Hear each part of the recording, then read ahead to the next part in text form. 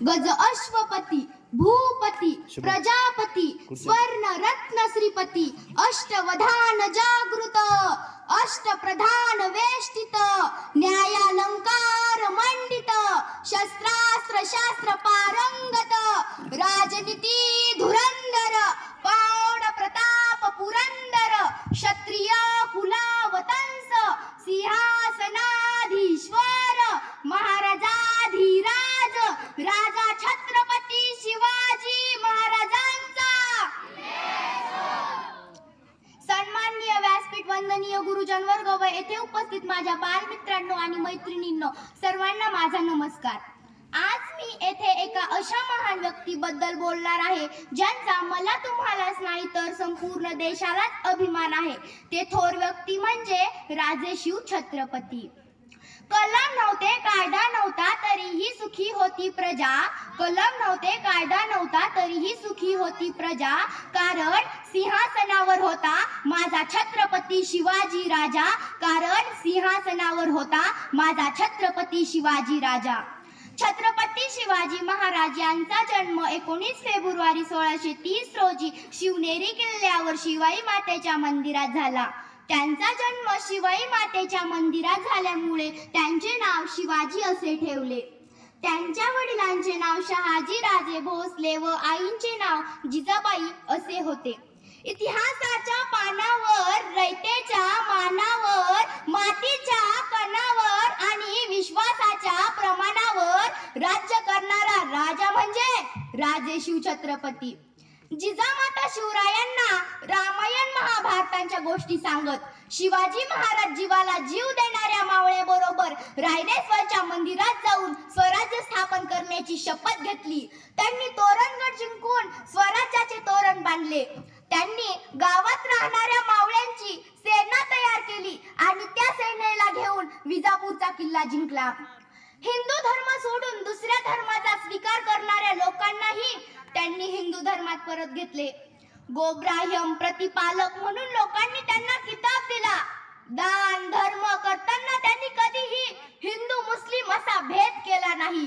शिवप्रभूचा अवतार म्हणजे साक्षात शिवाचाच अवतार. शिवाजी महाराजांनी 1674 साली राज्याभिषेक करून घेतला. मरगळलेल्या मराठी जनतेच्या मनात उत्साह निर्माण करण्यासाठी व प्रेरणा देण्यासाठी आपल्या रक्तमासाचा राजा आपल्यावर राज्य करत आहे असे तिला वाटले पाहिजे. जनता सुखी राहावी या सर्व हेतूंनी त्यांनी राज्याभिषेक केला. राज्यावर बसल्यावर रायगड ही आपली राजधानी केली. जिजाऊ मातेचा लेक तो मराठ्यांचा राजा होता. जिजाऊ मातेचा लेक तो मराठ्यांचा राजा होता. झुकला नाही कोणासमोर मुघलांचा तो काळ होता. झुकला नाही कोणासमोर मुघलांचा तो काळ होता. विजापूरचे दुसरे सरदार सिद्दी जोहरने पन्हाळ्याला भीषण वेढा घातला होता. महाराजांनी त्यातून स्वतःची सुटका करून घेतली. पुण्याच्या लाल महालात शाहिस्तेखानाची नाचक्की केली. शिवाजी महाराजांना आपल्या काबूत आणण्यासाठी औरंगजेबाने शाहिस्तेखान व दिलेरखानांना पाठविले, पण महाराजांनी त्या दोघांनाही हरविले.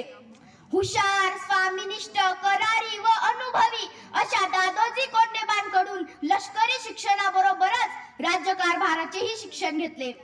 मोगलशाही, निजामशाही व आदिलशाहीला सुरुंग लावला. लखलख चमचम तळपत होती शिवबांची तलवार. लखलख चमचम तळपत होती शिवबांची तलवार. ज्यांनी महाराष्ट्राला घडविले तेच खरे शिल्पकार. ज्यांनी महाराष्ट्राला घडविले तेच खरे शिल्पकार. सत्ता, संपत्ती, सैन्य व किल्ले या 4 आधारस्तंभावर स्वराज्य मंदिर उभारण्याचा राजांनी अनोताट प्रयत्न केला व तो सिद्धीस नेला.